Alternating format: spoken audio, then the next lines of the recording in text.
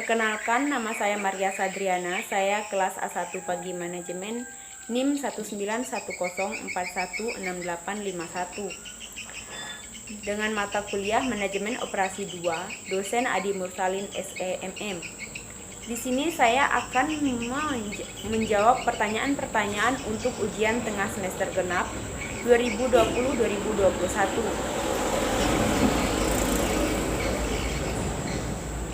Jawaban yang pertama, ini mengenai jawaban teori yang ada. Ini jawaban teori yang pertama.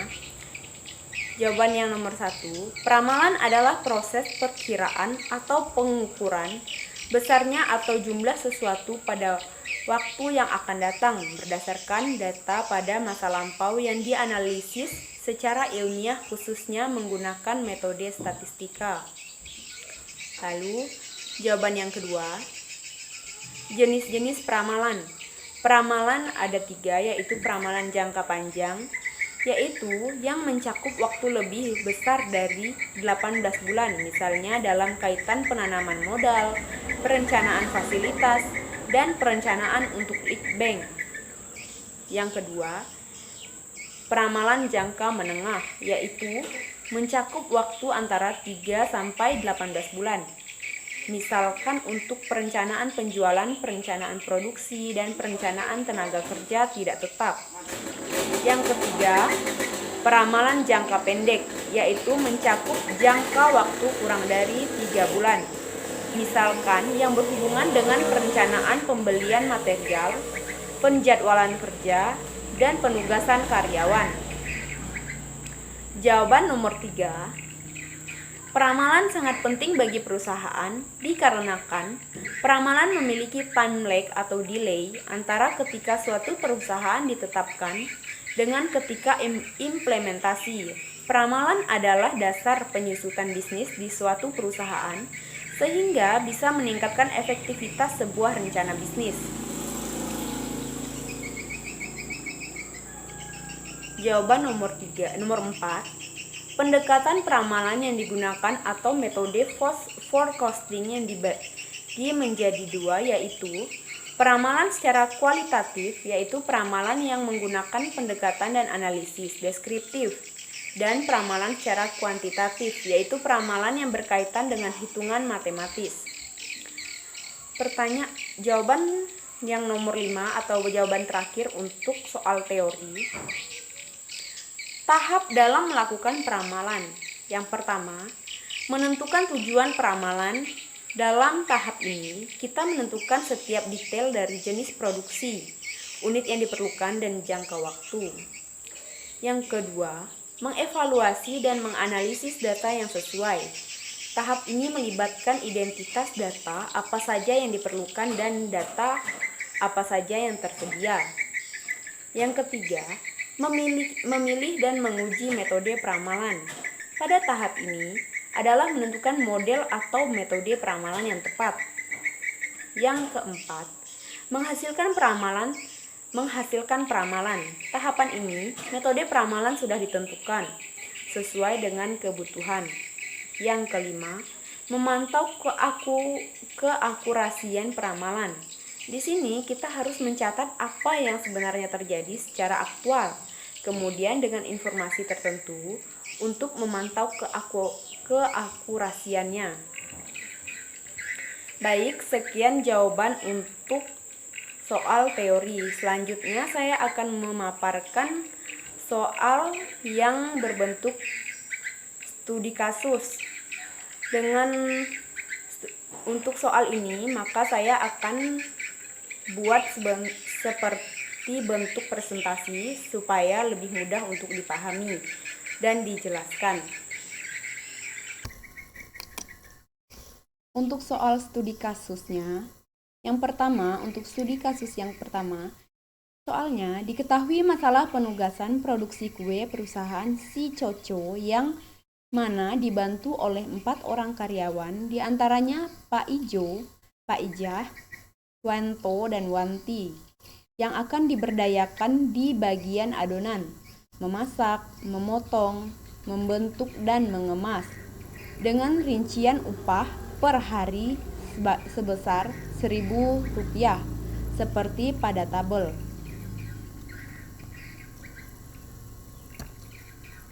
Penyelesaian: mencari biaya untuk setiap baris, biaya untuk membatalkan semua biaya yang ada pada baris yang sama. Di sini maksudnya mencari biaya untuk setiap baris itu maksudnya adalah dengan cara mengurangi setiap baris dengan angka paling kecil, yaitu misalnya barisan Pak Ijo itu angka paling kecil yaitu 50. Jadi angka setiap baris itu dikurangi dengan angka 50. Misalnya seperti yang sudah ada pada tabel, 65 dikurangi 50 menjadi 15. 50 dikurangi 50 menjadi 0. 60 dikurangi 50 menjadi 10. 70 dikurangi 50 menjadi 20. Begitu juga dengan baris-baris berikutnya. Di bagian Pak Ijah dengan nilai terkecil yaitu 45. Di baris Wanto dengan nilai terkecil yaitu 50. Di baris Wanti dengan nilai terkecil 40. Jadi nilai-nilai yang ada pada setiap baris dari baris Pak Ijah, Wanto, Wanti harus dikurangi dengan nilai per baris yang paling kecil, sehingga menghasilkan nilai-nilai pada tabel yang kedua. Lalu pastikan semua baris dan kolom sudah memiliki nilai 0. Dan ternyata di sini masih ada yang belum memiliki nilai 0, yaitu kolom pada memotong dan mengemas. Dengan demikian, perlu dicari lagi nilai tersebut pada kolom tersebut dengan cara mengurangi semua nilai pada kolom tersebut. Maksudnya di sini, kolom bagian memotong dan mengemas itu dikurangi lagi dengan nilai terkecil, hanya untuk nilai pada kolom yang disebutkan tadi, seperti kolom memotong. Pada kolom memotong, nilai terkecil yaitu 10. Pada kolom mengemas, nilai terkecil juga 10. Jadi, nilai pada setiap kolom dikurangi dengan angka 10. Misalkan, di kolom memotong, 10 dikurang 10 menjadi 0, 15 dikurang 10 menjadi 5, 25 dikurang 10 menjadi 15, 25 dikurang 10 menjadi 15. Berikutnya di kolom mengemas, 20 dikurang 10 menjadi 10, 10 dikurang 10 menjadi 0, 20 dikurang 10 menjadi 10, 20 dikurang 10 menjadi 10. Untuk di kolom lainnya tidak, hanya mengubah pada kolom memotong dan mengemas. Karena belum optimal, maka langkah yang harus dilakukan adalah menarik garis yang terhubung dengan dua nilai 0 seperti yang diperlihatkan pada tabel berikut. Yaitu di bagian Pak Ijo itu ditarik ke arah kanan melurus di angka 0, 0, dan 10. Terus ditarik lagi di baris Pak Ijah dari angka 10 sampai ujung kanan. Lalu ditarik dari kolom adonan ke bawah. Lalu perhatikan nilai-nilai yang belum terkena garis. Pilih angka yang paling kecil, yaitu di situ angka 10. Kemudian kurangi dengan nilai-nilai yang belum terkena garis. Dan tambahkan pada nilai-nilai yang terkena garis ganda. Maksudnya di sini, di bagian kolom memotong pada baris Wanto dengan angka 15 pada kolom memotong pada baris Wanti, sama kolom mengemas untuk baris Wanto dan Wanti, yaitu angka 10 dengan 10, itu dikurangi dengan angka 10 yang paling kecil yang sudah dipilih sebagai nilai paling kecil tadi, menjadi 15 dikurang 10 menjadi 5, 10 dikurang 10 menjadi 0, lalu yang selanjutnya 15 dikurang 10 menjadi 5 lagi, 10 dikurang 10 menjadi 0. Nah, lalu yang dimaksud dengan ditambahkan pada nilai yang terkena garis ganda itu adalah 15 yang terkena yang di bagian kolom adonan dan baris pertama Pak Ijo, 15 yang terkena garis ganda yaitu yang berlawanan, yaitu ditambah dengan 10 menjadi 25. Terus baris yang kedua yaitu baris Pak Ija pada angka 10 ditambah dengan 10 menjadi 20. Seperti yang bisa dilihat pada tabel yang sudah saya buat seperti yang sudah tertera. Kesimpulan dari tabel-tabel yang sudah saya buat tadi adalah Pak Ijo dialokasikan pada tugas memotong, yaitu sama dengan 60. Pak Ijah dialokasikan pada tugas memasak, yaitu sama dengan 45. Wanto dialokasikan pada tugas adonan, yaitu sama dengan 50. Wanti dialokasikan pada tugas mengemas, yaitu sama dengan 60. Dengan total 215. Maka pengalokasian pekerjaan yang optimal terhadap 4 karyawan tersebut adalah 215 dikali 1000 sama dengan 215.000 per hari. Studi kasus yang kedua. Seorang manajer pemasaran ingin menempatkan 4 orang salesman-nya di 4 daerah pemasaran produknya. Penempatan salesman-nya tersebut didasarkan pada perolehan nilai setiap keuntungan yang diperkirakan akan diperoleh oleh setiap salesman di setiap daerah pemasaran berdasarkan prestasi kerja mereka saat ini dan pengenalan terhadap masing-masing daerah pemasaran tersebut. Bila data perolehan keuntungan dari setiap salesman di setiap daerah pemasaran seperti pada tabel, tentukan agar penugasan salesman yang harus dibuat oleh sang manajer agar keuntungan yang diperoleh maksimal. Sudah bisa dilihat pada tabel itu adalah lokasi berdasarkan lokasi dengan salesman dengan biaya yang sudah terinci. Penyelesaian menggunakan metode hungarian dengan cara menentukan nilai terbesar dari setiap baris. Lalu, kurangkan setiap baris dari angka yang terbesar pada angka-angka setiap dalam baris per setiap baris. Maksudnya di sini, pada barisan salesman 1, itu angka terbesar yaitu 1100 pada lokasi 3, pada kolom lokasi 3.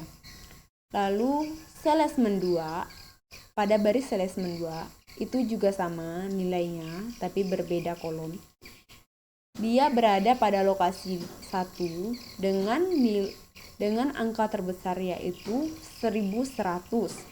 Untuk salesman 3, angka terbesarnya ada 2, yaitu terletak pada lokasi 1 dan lokasi 4, yaitu 1050. Salesman 4 itu 1150 pada lokasi 1. Lalu dilakukan pengurangan, yaitu seperti ini maksudnya.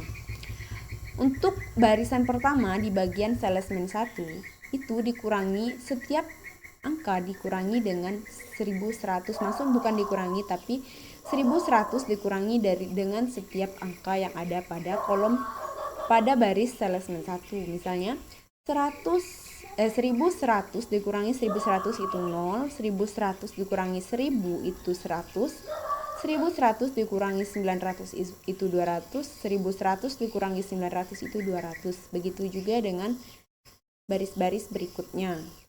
Karena sudah ditandai itu mempermudah untuk menghitung cara menguranginya.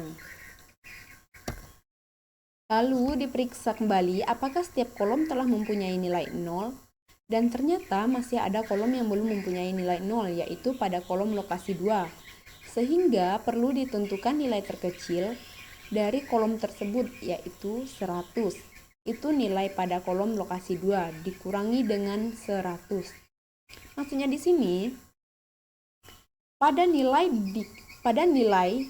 di dalam lokasi 2, di dalam kolom lokasi 2 itu dikurangi dengan angka 100. Misalnya 200 dikurang 100 itu 100, 100 dikurang 100 itu 0, 100 dikurang 100 0, 150 dikurangi 100 itu 50.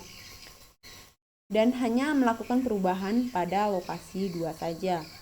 Dilihat lagi, apa ada 4 nilai 0 pada tabel terakhir, di mana keempat-empatnya berada pada baris dan kolom yang berbeda. Ternyata ada, sehingga tabel terakhir dinyatakan sebagai tabel optimal. Seperti bisa dilihat, setiap kolom sudah memiliki nilai 0. Di keempat kolom tersebut sudah memiliki nilai 0. Kesimpulan, salesman 1 ditempatkan di daerah pemasaran 3, salesman 2 ditempatkan di daerah pemasaran 2, salesman 3 ditempatkan di daerah pemasaran 4, salesman 4 ditempatkan di daerah pemasaran 1. Berdasarkan penugasan yang dibuat di atas, maka nilai keuntungan yang akan diperoleh adalah sebesar 1.100 ditambah 1.000, ditambah 1.050, ditambah 1.150 sama dengan 4.300. Demikian jawaban untuk ujian tengah semester saya, baik itu dari soal teori maupun soal studi kasus. Sebenarnya untuk soal studi kasus ini sebenarnya ada di bagian pertama, tapi ini karena saya buat dalam bentuk presentasi, jadi saya masukkan ke dalam bagian terakhir. Jadi saya paparkan terlebih dahulu untuk jawaban teori saya. Sekian dan terima kasih.